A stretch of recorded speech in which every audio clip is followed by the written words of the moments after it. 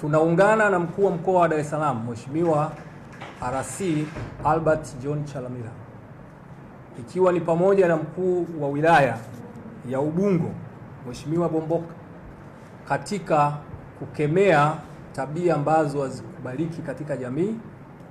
Hawa madada poa ni tabia ambazo hatutakaa kuzivumilia, lakini pia ieleweke tuna misingi ambayo imewekwa na waasisi wetu, lakini tuna mila na desturi chanya za jamii zetu, ni lazima tuzizingatie.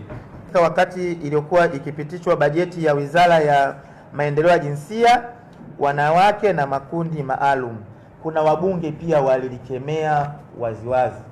Sasa basi, kwa kuwa wao ndio watunga sheria, sisi kama idara ya SMAUJATA kitengo cha sheria tunataka na tunaliomba bunge liweze kutuletea sheria, aidha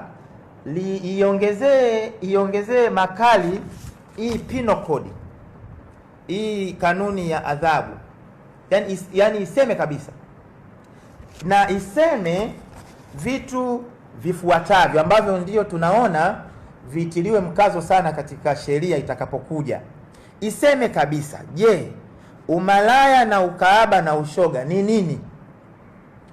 Je, ni muda gani mtu ataitwa malaya, kahaba au shoga? Je, ni usiku akiwa na nguo fupi, au ni majira gani, au akiwa amesimama maeneo gani?